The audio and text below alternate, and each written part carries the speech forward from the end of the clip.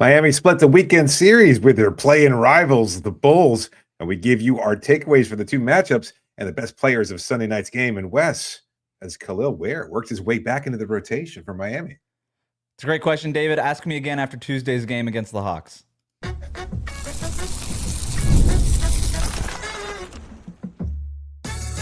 You are Locked On Heat, your daily Miami Heat podcast, part of the Locked On Podcast Network, your team every day. All right, welcome to Locked On Heat, your daily podcast on the Miami Heat, part of the Locked On Podcast Network, now the #1 sports podcast network. Whether you're tuning in on YouTube or your favorite podcast app, thanks for making us your first listen every day. Join the Cookie Gang, become an everydayer. That means subscribing, tuning in every day, Monday through Friday, and signing up for the Everydayer Club with the link in the show notes now with a premium access option. Today's episode is brought to you by Game Time. Download the Game Time app, create an account, and use the code LOCKEDON for $20 off your first purchase. I'm Wes Goldberg, host of Locked On NBA Daily and Real GM Radio. I'm here with David Ramil. Both of us are credentialed Heat media members who cover this team every day. Excited for today's show. We've got credit cookies to hand out. We've got some listener questions to get to, including one about Kel'el Ware's spot in the rotation, in or out, basically. But David, we're recording this on Sunday night after the Heat's blowout win over the Bulls, 134 rather to 91. This game was not close, pretty much ever. The Heat go up by 20 in the first quarter. They never look back. But David, before we get into like the nitty gritty of this game, man, I'm getting worried. Why? Is it the cold? It's a brisk 38 degrees today. No, I'm getting worried, man, that the Bucks are watching these games and they're going to demand Pelle Larsson in a Giannis trade. 20 points on 8 of 11 shooting, was a plus 33 in his minutes tonight. How do you watch these games lately? And if you're the Milwaukee Bucks, and how do you watch these games and not say, I want that guy in any Giannis trade? I'm almost like to the point where I'm like, just shut him down. Like you can't showcase this guy anymore. He was phenomenal tonight, David. Is that the drawing line there? Is that the line in the sand? No more? You can't take it. If they throw in Pella, that's it. It's too high or a price to pay. I don't know that it's too high, but if I almost think, is it just Pella for Giannis straight up at this point? It could be. I don't know if the numbers work. Yeah, you'd have to throw in the Terry Rozier contract, obviously. You'd have to put that in there. Yeah, so the Heat go 2-1 versus the Bulls in this little mini series that they have. 3-1 on the season, so they do win the tiebreaker just in case that matters at the standings at the end of the season. They're going to take a 2-game lead in the loss column on the Chicago Bulls, but this is, David, I can't believe I'm saying this again, man. This is potentially another play-in matchup, right? Like the Heat right now are in a battle with the Sixers to try to get that 6th seed right now. I think realistically, maybe this team can get as high as 5 in the Eastern Conference, but they're neck and neck with Philly for that 6th seed, and they're also sort of right there now. Again, just a 2-game lead in the loss column on the Chicago Bulls. But look, these are important wins. It's a blowout win over a Bulls team that you've seen now 3 times after tonight. The fact that you were able to blow this team out, I think, at the end of this, is a pretty good punctuation. We haven't talked since the Saturday night game where that was as disappointing of an effort that I've seen from the Miami Heat this season. This was a good way to bounce back. Yeah, absolutely. I mean, you've got to find a way to win against a Bulls team that's kind of looking and struggling with their own identity. They're not a particularly good team. They've been pretty inconsistent themselves as well, and they're embroiled in trade talks just like Miami is. And after Thursday night's game, we wondered whether or not the Heat locker room might be affected, or Wednesday night's game, we talked about whether or not the Heat locker room might be affected by all these Giannis rumors and everything else like that. And then they won against Chicago, but they lost on Saturday. It's just, for a team that has been as inconsistent as Miami, you don't look at any kind of win. Don't take any win for granted. You find a way against the Bulls the way they did tonight, where they blew them out, and it makes it look easy. But you know what? It's a good win, and yet also, I don't know how much stock you could take in it because they beat a Bulls team that they're very familiar with. And this Heat team has been so inconsistent that at the same time, you just want to be able to try and build something off of this. But I don't know how sustainable it is because we have yet to see them duplicate these efforts for any kind of long or prolonged stretch of time over the course of the season. It's like if every 2 games they win, they lose one, and then they kind of win a couple, lose a couple, and back and forth. And, you know, it's very tough to kind of draw any conclusions from these matchups as much as we might want to. To your point, they've only won consecutive games once since January 1st, right? Like, and so you look at the schedule, it's a lot of loss, win, loss, win, loss, win, loss, win. That's basically what it's been since mid-January. But look, that Saturday night game against Chicago, like I said, that was maybe the worst effort I had seen from a Heat team in the last few years of covering them. I just thought defensively, they were just allowing dribble penetration over and over again. They weren't crashing the offensive boards. That was a team that did not want to be playing on Saturday night. They looked every bit of it. And yes, they made a little comeback in the fourth quarter. Too little, too late. I don't even care, right? Like, that is just sort of saving face. I don't care about that. The effort was terrible for most of that game on Saturday, and that's why they lost that game against a Bulls team that was without Kobe White, without Josh Giddey, and without Nikola Vucevic. And you hear Erik Spoelstra at the end of the Saturday night game talking about not playing Kel'el Ware in that game because of the matchup, and then how Bam had a hard time. I hear the broadcast talking about how Bam is having a hard time because Patrick Williams is fast, and he can't take him off the dribble the same way he can like Nikola Vucevic. And my response to all that was, it's Patrick Williams. I don't care. Dominate that guy. And and not playing Kel'el Ware because of a matchup, I don't care. The Chicago Bulls stink. Why are you matching up with them? Make them match up with you. I thought it was a poorly coached game, and I thought it was a poorly executed game by the coaches and the players on Saturday night. But to come back tonight and win this game the way you did, to just put your foot on their throat, so to speak, right? I think that was a huge, huge statement by this Miami Heat team. I was not a statement of we're contenders, not a statement of we're a legit playoff team, just a statement of we're not that. We're not what we were on Saturday. We have pride. You and I talked late last week about maybe the trade deadline sort of looming and affecting this team. Tonight, it was a focused effort, and I was glad to see it. Yeah, sure. I don't know, man. I'm having a hard time finding much to kind of parse through with this team because I've been I will be honest, and I normally am a lot more optimistic about this team and everything else like that. But I think the bloom off the season beginning has definitely gone off the rose, and now that they're kind of in the thick of the season, it's been too much of the win one, lose one, win one, lose one, and so I am looking at tonight's game and saying, you know what, they were better prepared. But I know people will say, oh, they got the South Beach flu because it was a back-to-back. And so a Chicago Bulls team and somewhat chilly temperature in Miami, nothing compared to what they're dealing with at home in Chicago. So you know what? Did they go out? Did they enjoy the nightlife and then roll into a 6 o'clock game kind of somewhat hungover and just get mollywopped? That's possible. It's absolutely possible. But at least if you're going to look for a silver lining. It's only 22 degrees in Chicago. I don't want to hear it. I thought it would be like minus something. Yeah, it's basically what it is here. It was colder earlier, but yeah, you're right. But you know what? It's also earlier too, right? Once it gets dark at night, who knows? Oh, now we got time zones and math involved. I think overall, though, man, I like this. Miami showed that they at least want to care. Like, you know what? That sounds like the weakest thing possible, but I'm looking for signs of life, and I want to believe. I feel like the X-Files tagline. I want to believe in this team because I believe think in that what they're though? built. What? Believe in what? Like, you want to believe in this team? Believe in what? Like, believe in this team can do what? I believe they could be better. They've been great. I think there's moments of real greatness punctuated with moments of absolute crappiness, and so I know that's kind of par for the course. That I guess if you look at it in the balance, it would say this is a pretty mid team, and I get that perspective. But I think there's enough goodness there. I think there's enough with the coaching and enough with this roster to say that, you know what, they can build towards something. They can, if they play the best that they can, and we've seen those moments. I think they are a very, very good team. But what does that mean? I'm going to push you on this. No, like, what are we even talking about? I think they're a team that can win a first round series. Okay. And challenge a second round series. All right. I still think they're that. To your point. I don't know. I wouldn't be surprised if they get. They got to make it out of the play-in first, right? Yeah, exactly. So, look, I hear where you're coming from, David. I'm just at the point now. I'm like, just don't embarrass me. Just don't embarrass me. And I was embarrassed on Saturday, and I wasn't embarrassed today. And I'll take that as a W.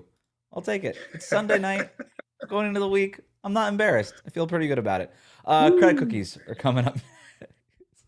It's a low bar here, man. Just take the wins where I can get them.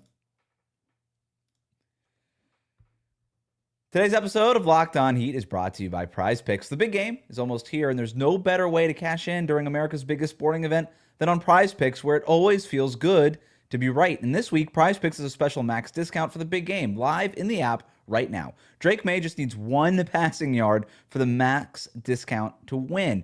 Add another player to your lineup, and if your picks hit, you can cash in. Prize Picks is super simple to use. It takes no time to get started. The whole format is clean. You pick more or less on 2 to 6 player projections. It makes watching games even more fun because every drive and every stat matters. The social feeds feature is awesome. You can share lineups and even copy lineups from winners with one click. And I love that you can follow Prize Picks partners like us and tail or fade picks right from the feed. My recommendation is to fade any picks that we make over here on Locked On Heat. Download the Prize Picks app today. Use the code LOCKEDONNBA to get $50 in lineups after you play your first $5 lineup. That's code LOCKEDONNBA to get $50 in lineups after you play your first $5 lineup. Prize Picks, where it's good to be right.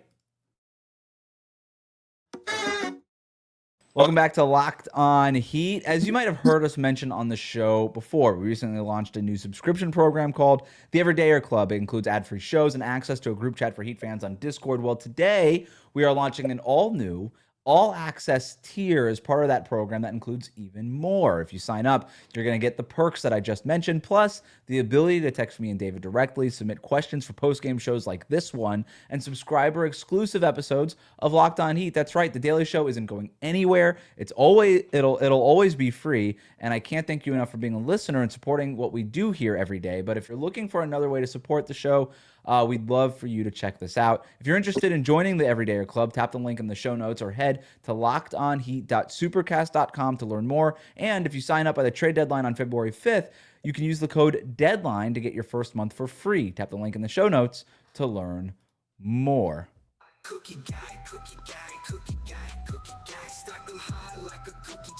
You know what song that is, David? It is time for the tastiest segment of Locked On Heat after another Miami Heat win. It is time for credit cookies. As always, we have 10 cookies to give out. Where do you want to begin?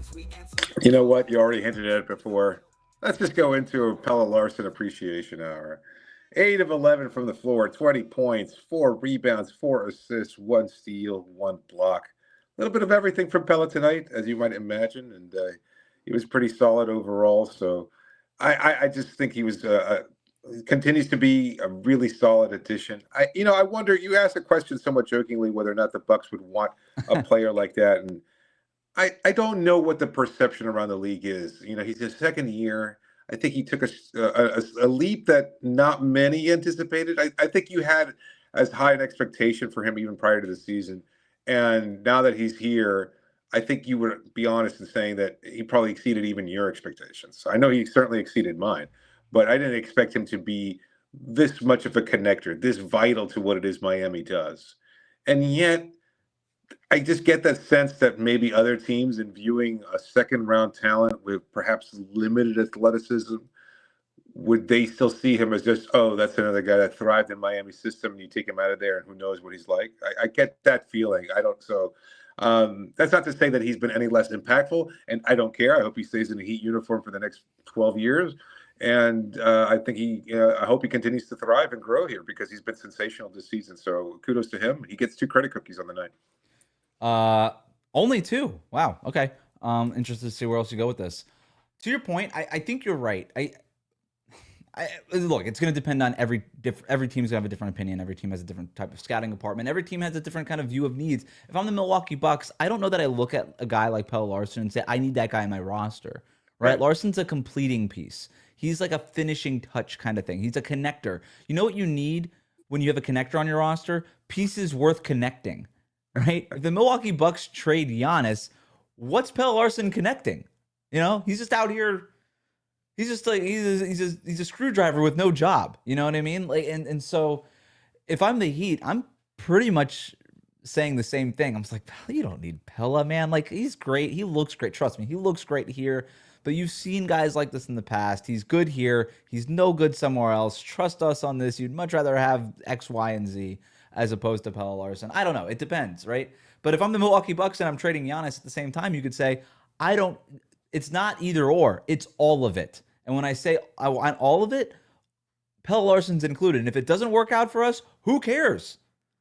We stink anyway. Maybe we can flip him for an asset down the line. So I don't know. If I'm the Bucks, I'm looking at this. I'm like, yeah, conversation maybe for a different day. Totally worth the 2 credit cookies here. I'm having a hard time thinking about my favorite Pelle Larsson moment from this game. I guess the moment that stands out to me, it was a 2-way series, right? Pelle Larsson hits like the Jimmy Butler like push shot. This is the third quarter.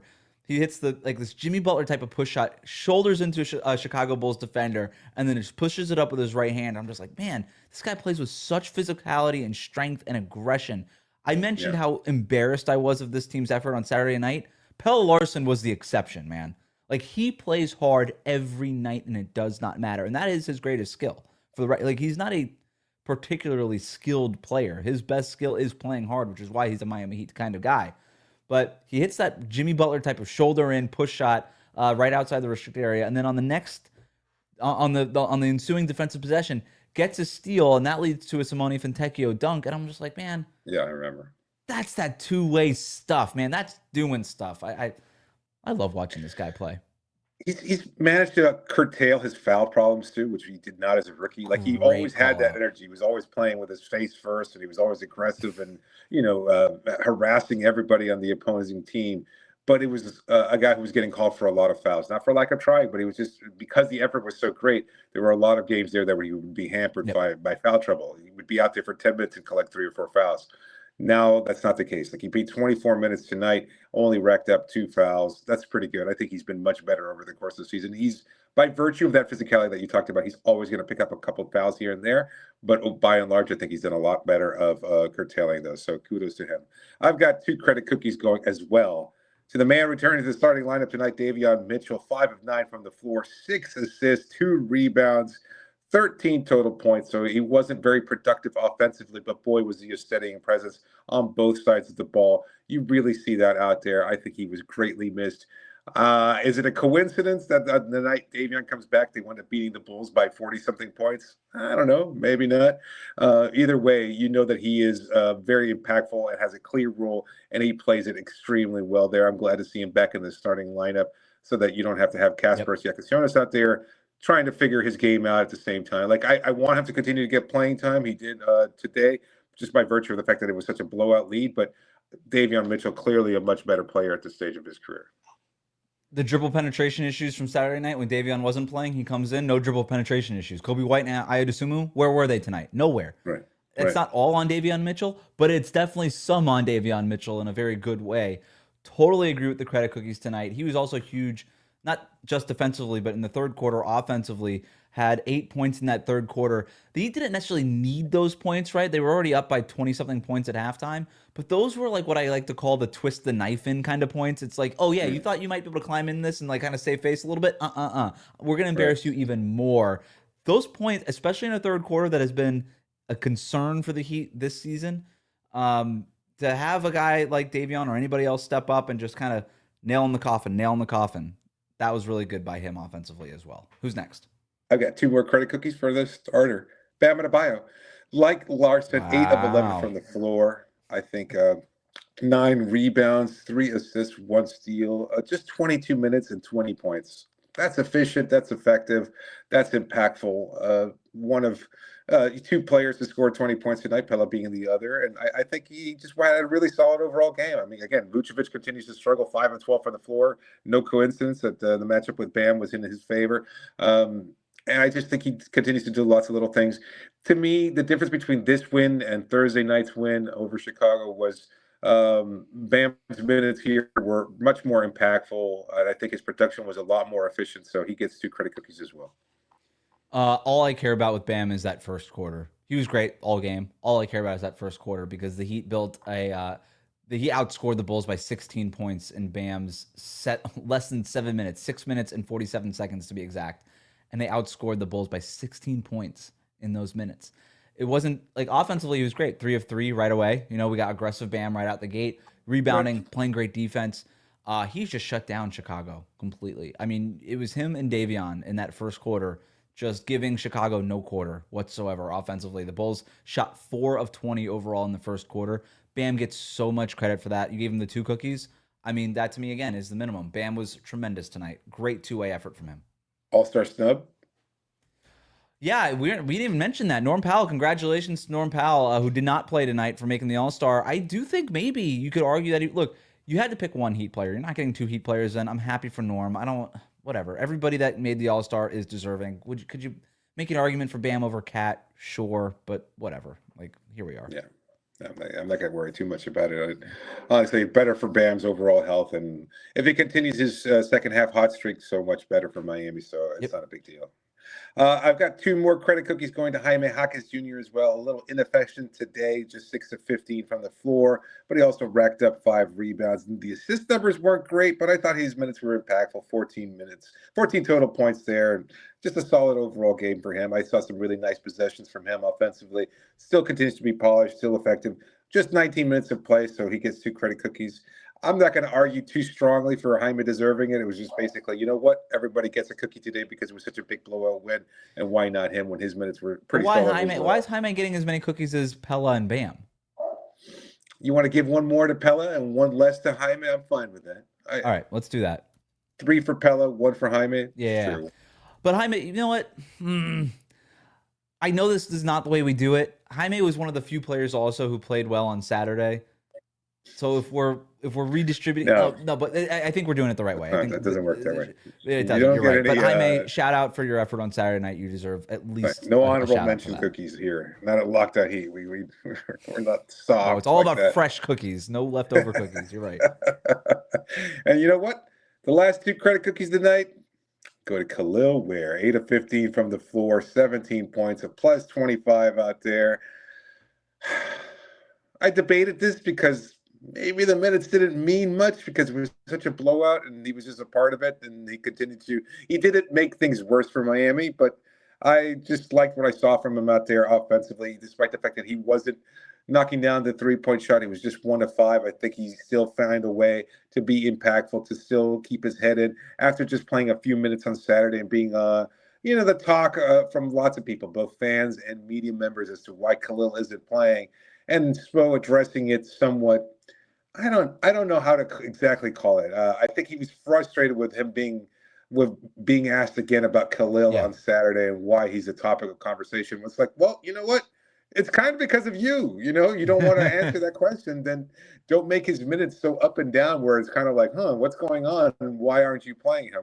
Right. I guess Spo has his reasons. They don't seem quite clear to me, but I guess we have to trust that he knows more about this than we do, because I think he says, as he said on Saturday, the speed of the game might not necessarily lend itself to a positive showing by Kel'el Ware. I suppose that's possible, but I don't know that you necessarily want to broadcast that out there either. So it's a little weird that Spo has chosen to be so public about a guy like Kel'el Ware, who clearly shows really solid moments and real flashes of potential there, and then all of a sudden from one day to the next he's like, you know what, is he in the lineup, is he out of the lineup, who knows? It's kind of at the discretion of Erik Spoelstra, and we'll see what happens moving forward. We have another question about Kel'el Ware in our listener question, so I'm going to hold my opinion on that for a second. I do think it is ridiculous that he's getting as many credit cookies as Bam.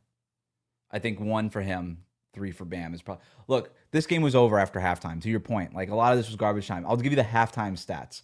Bam was a plus 15 at halftime with 19 points in his 15 minutes. Kel'el had played just under 9 minutes for 4 points and 4 rebounds. Both of them had 4 rebounds at halftime.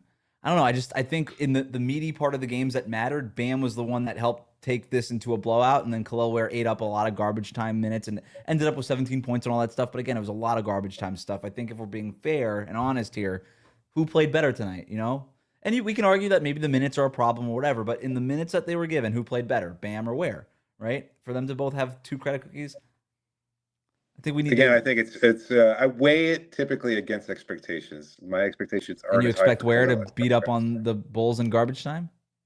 I do. So exactly. So what did he do over expectations? Just because of the fact that he's getting some playing time. Because the fact that he stayed ready. Give Spo the credit cookies then for just giving Ware minutes. All right, I'm not going to argue about it. It's fine. All right. I understand. Bam is just getting the short end of the stick, and this is the hill I'm going to die on this episode, on this show in general. Fine with that. We do have some listener questions to get to, including one about, like we talked about, Kel'el Ware. We're going to keep talking about this, as well as Kel'el Ware's spot in the rotation going forward, coming up next. Today's episode of Locked On Heat is brought to you by Game Time. There's nothing like being in an NBA arena, the crowd, the energy, the moment. Getting tickets, though, that part always hasn't been so simple. That's why Game Time has become the go-to app for scoring tickets fast without the hassle. It puts the advantage back where it belongs, with the fans. Pull up the Game Time app, pick an upcoming NBA game, and you can have your tickets locked in within minutes. You'll love seeing the all-in price up front. That means no surprise fees at checkout. And when you're able to see the view from your seat before you buy, you can make your decision with confidence. Plus, zone deals, they stand out. Choose a section, Game Time picks the seats, and you save money. They have great last-minute options, too, with NBA tickets showing up at solid prices. Everything feels quick, intuitive, and stress-free from start to finish. So take the guesswork out of buying NBA tickets with Game Time. Download the Game Time app, create an account, use the code LOCKEDON for $20 off your first purchase. That's LOCKED ON, LOCKEDON, for $20 off. Download the Game Time app today. And remember, it's gametime.co, not .com. Today's episode is also brought to you by BetterHelp.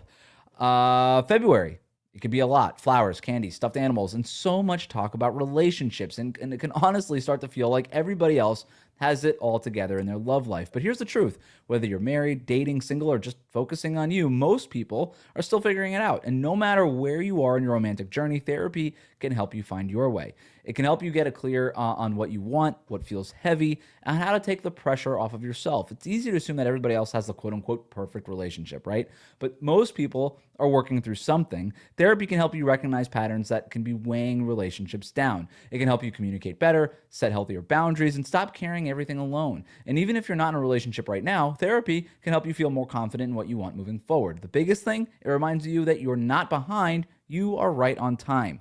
BetterHelp has licensed therapists in the U.S., and they do the initial matching work for you, so you can focus on your goals, and if you want to switch therapists, you can do that at any time. Sign up and get 10% off at betterhelp.com/LockedOnNBA. That's BetterHelp, BetterHelp.com/LockedOnNBA. Welcome back to Locked On Heat. Let's go to the text line. You can get text from us and submit questions for the postgame show with the link in the show notes. This one comes from Billy, who writes in, we go 2-1 against the Bulls in a little 3-game series. I have 2 questions. I really like this mini playoff format. Should the league try to implement a few of these for every team when scheduling? Might make sense for it to be a divisional opponent, but still. Before we get to the second question, David, I love this idea. Not only would I say, and maybe this is like a whole show we can do, but I'm just going to tell you my take on this. Not only do I think that the NBA should implement more of these, I think this should be the whole schedule. I think you know how you play the Bulls 3 times in a season? You should just do or 4 times. You play every team in your conference 3 or 4 times, or in your division 4 times, whatever. You know what I mean? All the games you play against an opponent should just be one series, and that should be the whole season. That's my idea. Everything should look like the playoffs. The NBA's biggest problem is that the regular season looks nothing like the postseason. This is a way to fix that. I love the idea. I think it makes a lot of sense in terms of, the league has shown that they want to keep an 82-game schedule, even while people say, the travel has been difficult, injuries are an issue, etc. But that being the case, I think this would do a lot to alleviate that. You don't have as much travel. You're kind of settling in one place for a number of days. It cuts down on a whole bunch of different, just little details that you have to worry about from all the constant traveling and things of that sort. You know what? You just pack for this week that you're going to be in Miami, or that week you're going to be in Toronto, or those 6 days that you're going to be in, whatever city that you're traveling to. So it would make a lot of sense, but it's never going to happen. It's never going to happen. I know, but that's boring to say it's never going to happen. I want it to happen. I would like the idea of it too, but you know what? We say that until we have to watch the Wizards for 3 games straight, and then we're That's like, fine. At least it's like now the coaching matters, like the game-to-game adjustments, like all the schematic stuff, the X's and O's stuff that we talk about the playoffs that we don't really get to talk about as much in between games in the regular season. All of a sudden, that becomes a part of the conversation. I would be into it. Here's Billy's second question. Unless we land Giannis, we're probably going to see the Bulls in the play-in, whether it's a 7-seed game or the 8-seed game. What can we take away from this mini-series? David, the main thing is that when the Bulls go small, the Heat have a problem with it, apparently, and that Patrick Williams is evidently the BAM stopper It took us years to figure out what Patrick Williams was good at all at the NBA level. It turns out when he defends Bam, he's pretty good at that. So, I'm kind of joking here, but also not really. Like, I think this Bulls team is a weird matchup for the Heat. Yeah, I could see that. At the same time, they were also without Josh Giddey, who's been dangerous against Miami and certainly a factor there. Last season, there were those matchups towards the end of this year where it was kind of the opposite of what we saw over this 3-game series, where Chicago really had Miami's number, and going into the play-in tournament, we were concerned that maybe they'd be able to duplicate that success against Miami. Didn't turn out that way. Obviously, Miami dominated, but still, I wonder whether or not Josh might be the difference maker there. And so without him there, it's kind of hard to parse anything because I'm not sure what this team is like. Without Josh Giddey, clearly Miami had their advantage over them, but I think Chicago is still dangerous in their own way and does represent a matchup nightmare in some cases. Nick Vucevic being what he was his struggles really helped. Like in the game that he didn't play on Saturday is when they beat Miami, and then on the games that he did play, he was really great. Vucevic deserves credit cookies. Finally, after years of torching Miami on the boards, when he was a member of the Magic, he's finally come back and said, "Sorry about that. You guys got me paid." So even the first couple of years in Chicago, it was like, man, like this guy. Yeah. But yeah, we're finally at the point where at this age, he's just not as effective as he was.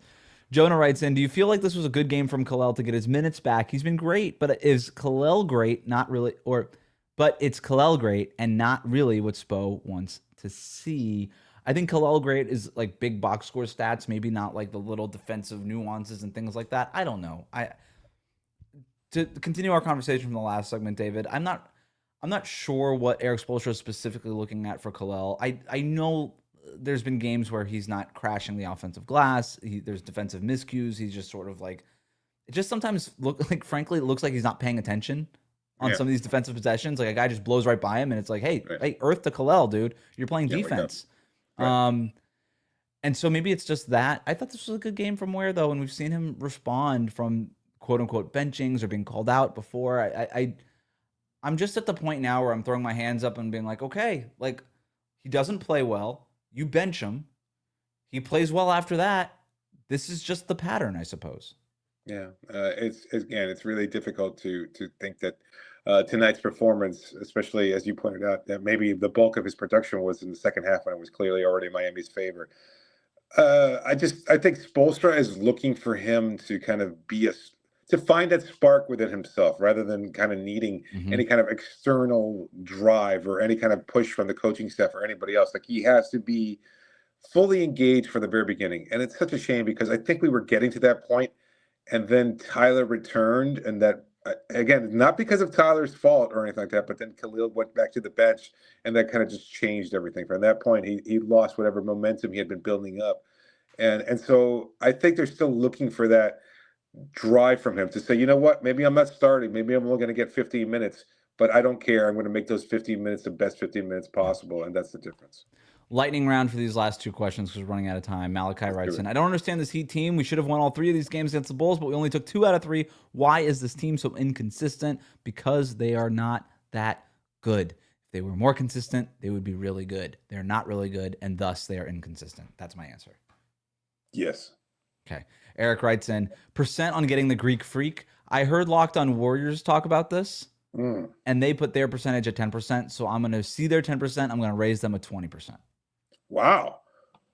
I don't think that's not that high, but whatever. No, I don't either. I'm surprised that Locked On Warriors is being so humble about this because so many people, at least maybe Warriors fans, are like, oh, it's a lock. Why wouldn't you want to play that? We heard Dylan Brooks, of all people, chime in saying that he thinks he's as good as done. But I get the sense that it's probably either the Warriors or another team that might just come from out of nowhere. I'm not sure what that team might be. Yep. We've just seen that in the past. I think Heat fans are kind of prepared for a random dark horse team to just show up and be like, here's this. We'll give you whatever it takes to get Giannis. Portland. As long as Miami doesn't get him. Is the new rumor. Portland, according to Mark Stein this weekend, is the new rumor. That's perfect. Yeah. Why wouldn't you want to play? Oh, your former teammate, Dame Lillard, of course. Yeah, I don't know. Andrew Holiday. I would say, yeah. And I would say, you know what? A 20% sounds about right. Okay. Very good. Thanks for tuning in today to Locked On Heat. We'll be back tomorrow with the latest intel ahead of the trade deadline, including everything else we got on Giannis Antetokounmpo. Make sure that you subscribe and follow Locked On Heat so you get all of the latest episodes.